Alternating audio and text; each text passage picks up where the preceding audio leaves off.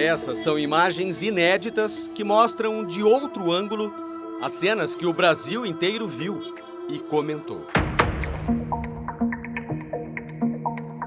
Érica de Souza Vieira Nunes, de 42 anos, leva numa cadeira de rodas o tio Paulo Roberto Braga, de 68, até uma agência bancária para sacar R$17 mil de um empréstimo no nome dele.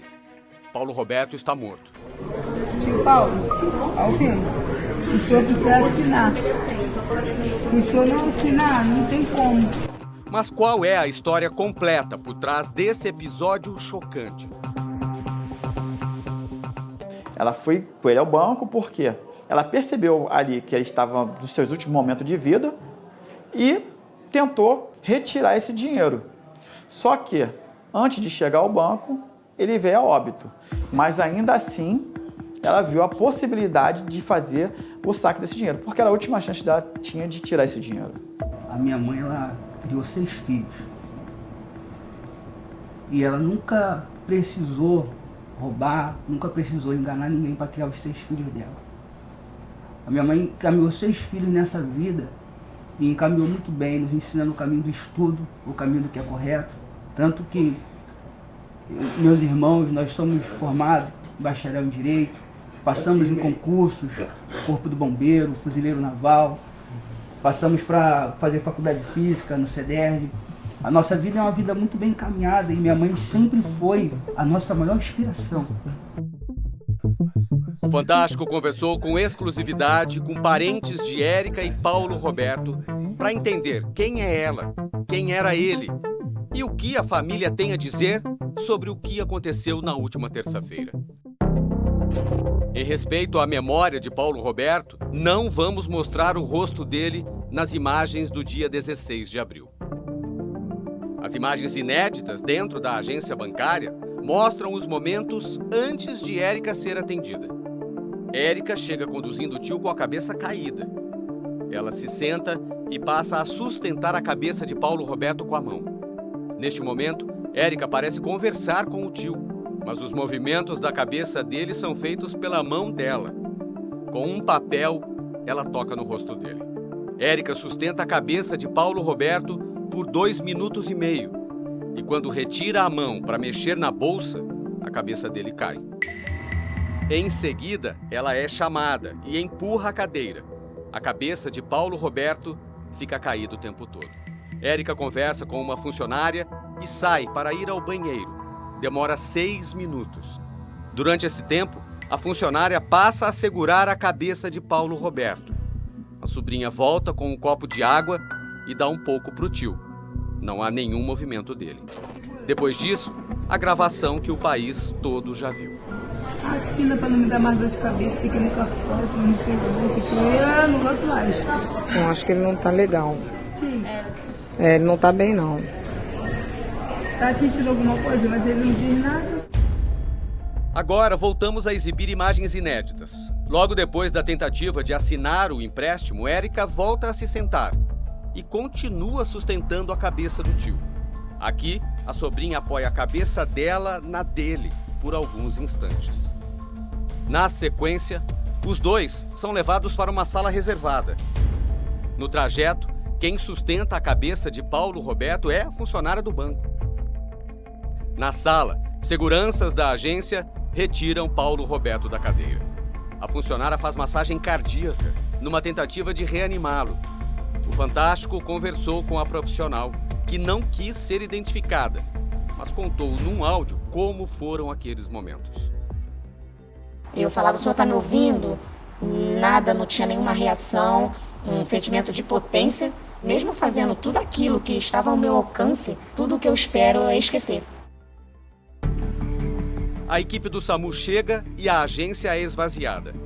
O médico que fez o atendimento disse à polícia que quando chegou, Paulo já estava morto e que apresentava livores, manchas de sangue acumuladas em áreas do corpo que geralmente aparecem 2 horas depois da morte.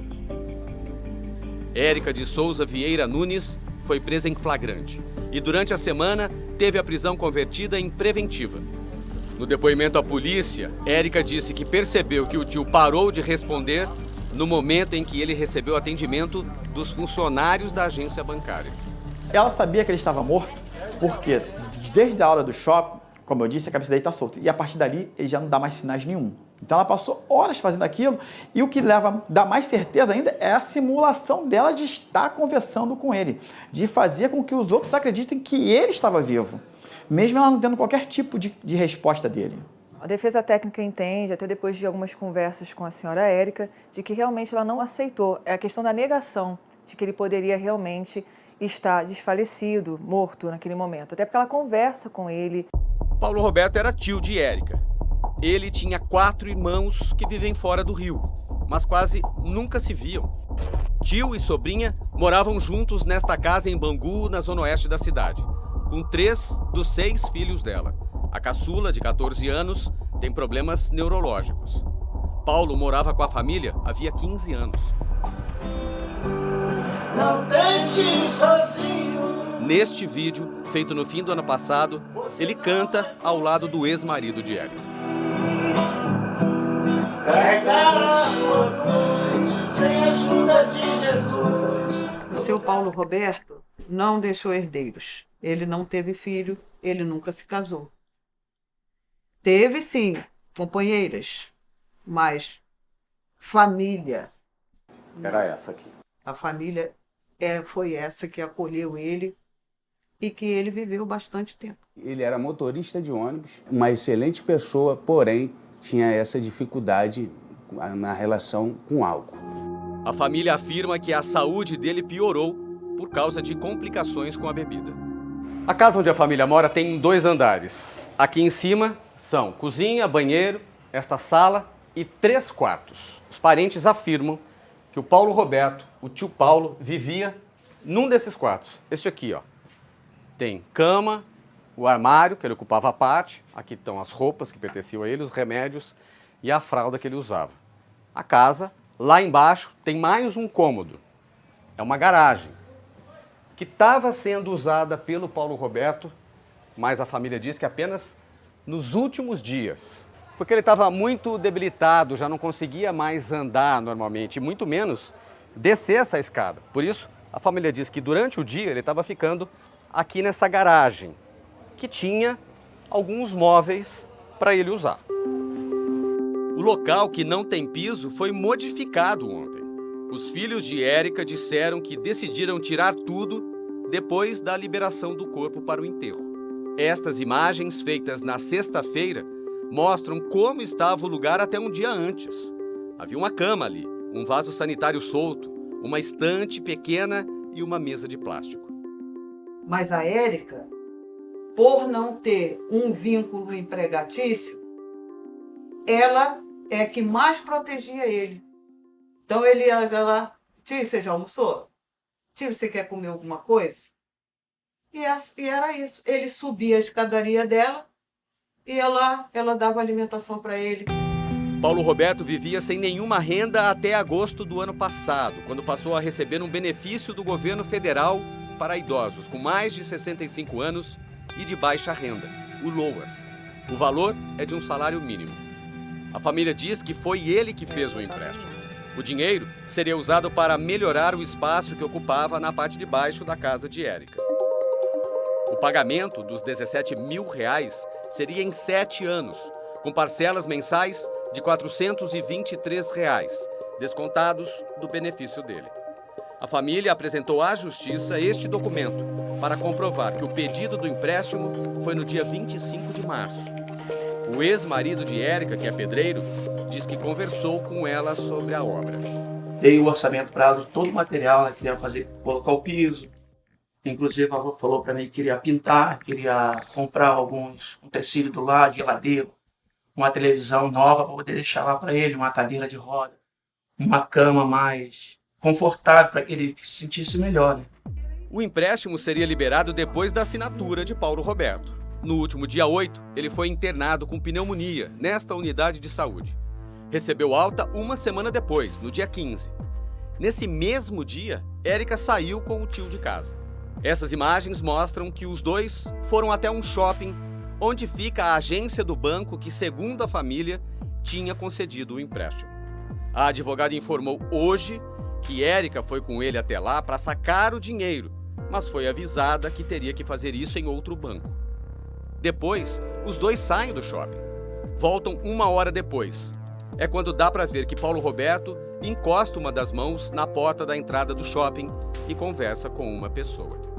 A polícia diz que vai investigar se há outros empréstimos no nome dele. Isso nós vamos levantar, porque nós vamos fazer uma consulta formal para que informe todas as solicitações de empréstimo que foram feitas por ele, seja ela concretizada ou não. No dia seguinte, Érica e Paulo Roberto saíram de novo de casa. Foi o dia em que ele morreu. O irmão dela chegou pouco antes deles chamarem um carro por aplicativo. Tinha acabado de estar tratando dele, né? Tinha passado talco nele, colocado a fralda nele. Eu cheguei no final do trato, né? Eu só ajeitei ele na cama, inclusive... Você chegou a falar com ele? Ele sim, estava bem, estava com os 2 olhos bem abertos, né? Falou comigo, eu falei, e aí, tio, como é que tá? Tá tudo bem, tio? Estava fraco, debilitado, né? Isso era notório. E depois eu fui embora, eu não fiquei, né? Fui embora, isso foi por volta de meio-dia 20, meio-dia 25. Ela falou que ia ao banco? Não, não soube que ela ia ao banco, eu não soube. Érica pediu a ajuda de um mototaxista para colocar o tio na parte da frente do carro. O mototaxista disse em depoimento que quando pegou Paulo, conseguiu perceber que ele ainda respirava e tinha força nas mãos. Érica e o tio voltaram ao shopping que tinham visitado no dia anterior. Quando chegaram no estacionamento, ela pegou uma cadeira de rodas para colocar o tio. O motorista que levou os dois disse à polícia que no momento em que Érica estava tirando Paulo do carro, ele chegou a segurar a porta. E, em princípio, ele sai realmente vivo de casa. Isso foi narrado por testemunhas.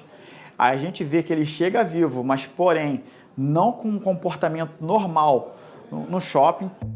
O médico legista Fernando Esberardi analisou as imagens e acredita que Paulo Roberto estava vivo quando chegou ao estacionamento. A gente percebe algumas reações, alguns sinais vitais dele ainda. Significa que ele ainda tinha algum tônus muscular, ele conseguia ainda, mesmo que de uma forma precária, mesmo bastante debilitado, ele conseguia ainda apoiar o seu pescoço e o seu corpo, mesmo que parcialmente. Quer dizer, ali ele está vivo. Ali ele está vivo. Do estacionamento, Érica segue com o tio para dentro do shopping, entra numa loja, deixa o tio do lado de fora, imóvel. Vai até uma cafeteria com ele. Enquanto mexe na bolsa, o tio continua sem nenhum movimento. Ela levanta e vai até uma agência bancária. Depois retorna e segue com ele. A próxima imagem é Érica empurrando a cadeira de rodas do lado de fora do shopping, já na calçada, em direção ao banco. Paulo Roberto está com a cabeça caída para trás. Para entrar no banco por uma porta lateral, Érica começa a sustentar a cabeça do tio com uma das mãos. O perito criminal Nelson Massini também analisou as imagens e diz que não vê sinais de que Paulo Roberto estivesse vivo desde que chegou ao shopping. O que se pode concluir é que desde o momento em que ele é retirado do carro, colocado na cadeira, levado na presença da atendente do banco, com todos aqueles momentos intercalados, em nenhum momento ele teve qualquer mobilidade. Não teve nenhuma reação vital. Não há nada que possa dizer que ele estava vivo? Nada que ele possa comprovar que ele estava vivo. O laudo do IML apontou que a morte foi provocada por broncoaspiração de conteúdo estomacal e falência cardíaca. Mas foram pedidos exames complementares para saber se ele pode ter sofrido algum tipo de intoxicação. A perícia não é conclusiva sobre a hora da morte e diz que Paulo Roberto pode ter morrido entre 11h30 da manhã e 2h30 da tarde. Foi nesse intervalo que sobrinha e tio saíram de casa e entraram na agência bancária. Por que você acha que sua mãe não percebeu que o seu tio tinha falecido ali? Então, a minha mãe, ela, por muitas vezes, algumas vezes, ela tentou suicídio. Ela vem passando por momentos difíceis, vem passando por transtornos psiquiátricos, já tem acompanhamento psicológico, psiquiátrico. Né? Esse remédio, por muitas vezes, causava alucinações, causava transtornos. A família apresentou relatórios médicos assinados por psiquiatras que a atenderam pelo plano de saúde da família. Em 2022, o médico pede internação psiquiátrica da paciente. Diz que ela é dependente de sedativos e tem quadro de depressão, pensamentos suicidas e alucinações auditivas. No ano passado, outro psiquiatra também pede a internação por dependência de sedativos e hipnóticos. Uma pessoa que tem problema psiquiátrico, ela pode não entender que o tio está morto, mas certamente ela também não ia entender que tinha que pegar o dinheiro. A pessoa não pode ter uma consciência seletiva. O caso mal começou e já está se tendo uma punição anterior a uma decisão de uma sentença, ou seja, já está sendo punida antes mesmo de ser condenada, se é que vai ser condenada. Paulo Roberto foi enterrado ontem, num cemitério em Campo Grande, bairro vizinho de Bangu. Na despedida, todos os parentes ligados a Érica. Os irmãos dele não foram. Eu gostaria que as pessoas fossem mais sensíveis com a situação que nós estamos vivendo. Que nós estamos enfrentando a perda do nosso tio e esse grande mal-entendido com a nossa mãe. O meu filho foi lá e viu ele vivo, o motoboy botou ela no carro, ajudou, já fez o depoimento que estava vivo, aí morre no meio do caminho, morre não sei aonde, né? Aí é assassina, é criminosa. Érica foi indiciada por tentativa de furto mediante fraude e por vilipêndio, que é o ato de menosprezar o cadáver de uma pessoa. Ela está presa no complexo penitenciário de Bangu. A defesa entrou com um pedido de revogação da prisão preventiva, mas não há prazo para a justiça dar uma resposta.